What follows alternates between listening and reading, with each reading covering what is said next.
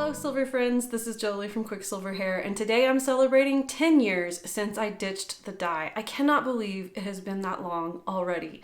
I would have never imagined the changes that have happened in my life over the last 10 years, mostly because of my choice to ditch the dye. You know, mainly QuickSilverHair was born of it, and it's just been a really fascinating and interesting journey, and one in which I would have never predicted on the week I decided I was done dyeing my hair. Today, I want to answer some of the questions that you have asked me based on how long it's been since I ditched the dye and how young I was when I ditched the dye, because I was 39 years old when I ditched the dye, and for a lot of people that's considered young. Of course, now it's pretty normal for women to be under the age of 40 when they decide to ditch the dye. That's not an unusual thing anymore, but it wasn't the case when I did ditch the dye.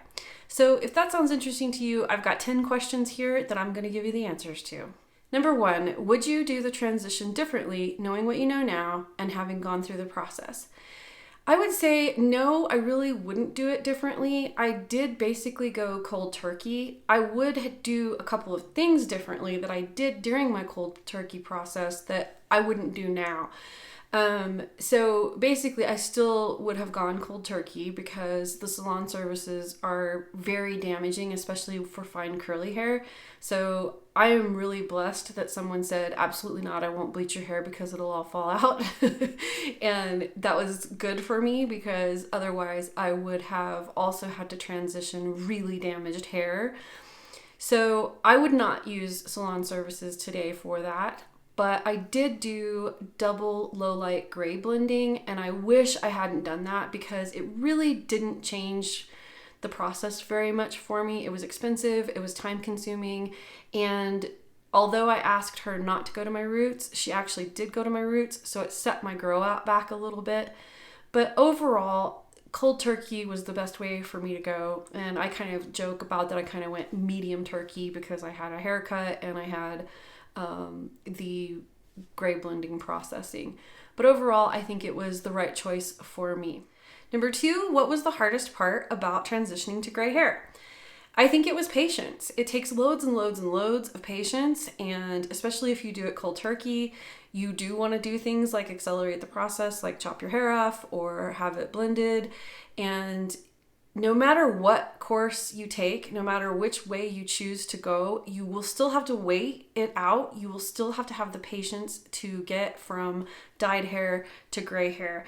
And it might take you 3 months if you choose a really short haircut. It might take 22 months like it did for me if you do a cold turkey grow out. One way or the other, you have to have patience. Number 3, would you ever dye your hair again? No. Honestly, I don't think I will ever touch a dye bottle again. I really love the color of my hair, and I have a lot of skin allergies and skin sensitivities, so I'm not actually sure that I could handle having the chemicals, near my scalp, or for me to breathe them. I think it would be very difficult for me to get through that process these days. I've been in a couple of salons recently, just like going in for product or whatever, and just smelling all the chemicals is just too much for me. So I actually think, for 2 different reasons, the answer is fully and completely no. I will never dye my hair again. Number 4, when are you going to chop off your hair? I find this a question that gets asked for people who have long hair and are of a certain age. And I think it's an antiquated view that women over a certain age have to have short hair. I'm not really sure where this social norm happened, but I think as long as your hair is healthy and it's in good shape and it looks good, it doesn't matter what length it is. And I have had my hair short, I've had my hair long, I've had my hair in between, and I prefer it from anywhere from my jawline down. So no, I probably won't chop off all of my hair. Although I have always dreamed of having a cute little pixie, so maybe someday, I don't know. Number 5, do you feel older with your gray hair? Yes, because I am older. I am 10 years older. I don't feel older because of my gray hair. I feel older because I am older. I think it's really interesting that we have in our society lumped age and gray hair together, but I started going gray when I was 13, and I can tell you when I was 13, I didn't feel older because of the color of my hair. So I have a little saying that I say all the time, and that is that hair color and age have 0 things in common. That said, there are times when I pass the mirror and I'm like, who was that?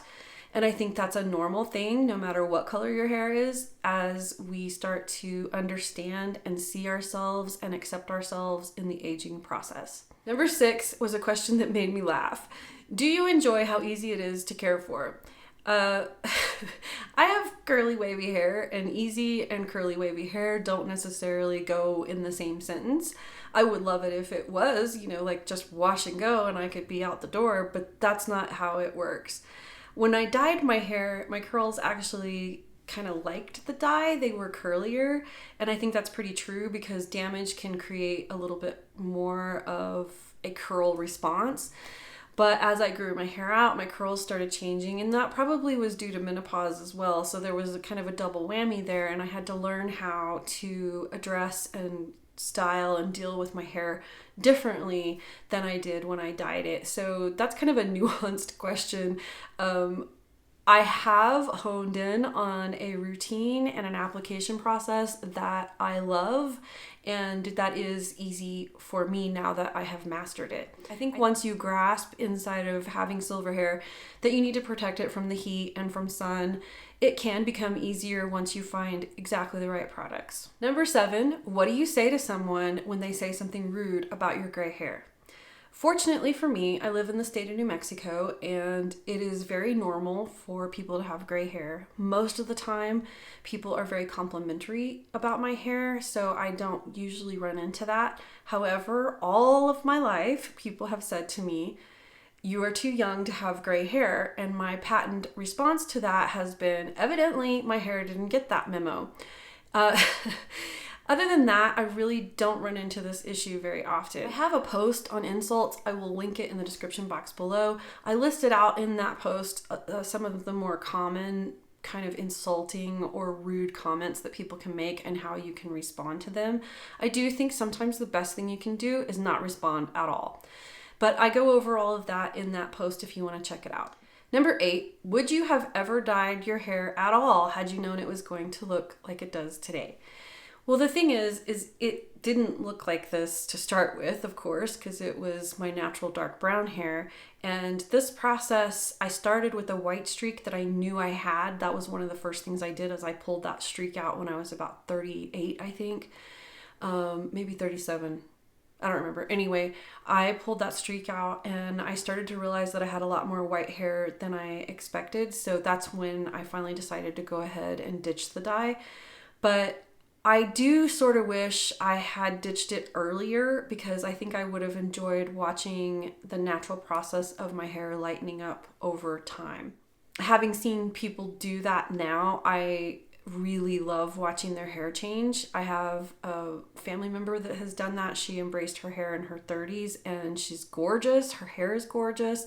And it's just been really fun to watch her hair change through the years.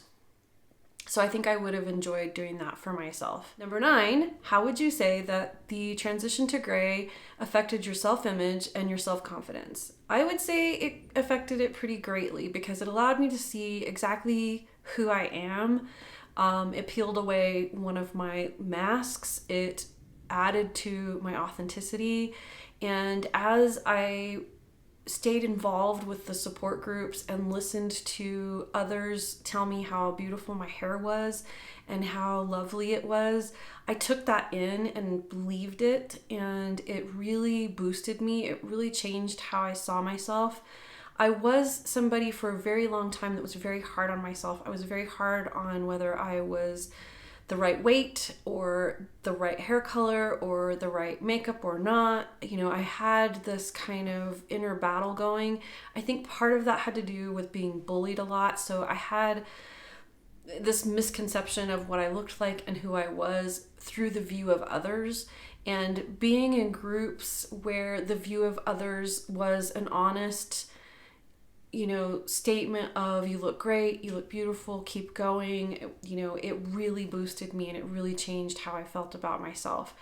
And I think embracing this authenticity in myself just on my own was something that really changed how I see myself. I don't stand in front of the mirror anymore and pick myself apart.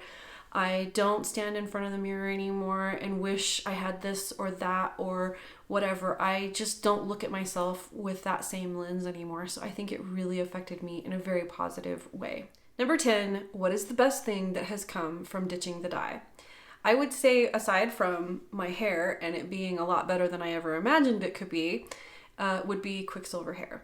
This company was born 2 years after I ditched the dye in 2017, and I love what has happened here, the community that I have built, the people that are here with me on YouTube and in my newsletter. I love getting your emails. I love hearing your stories, and I have connected with some of you in ways that I never would have imagined. So I have built some friendships that I would have never had I not made this choice and had I not built this business. I love being here with you, and I love connecting with you, and I am so grateful that I have this place and can be here with you. So thank you for that. That's it for this video. I hope you enjoyed it. Let me know in the comments how the transition has affected you. If any of these things that I discussed in this video were true for you too. I would love to hear about that. I love talking to you in the comments, as I said. And if you liked this video, please give it a thumbs up.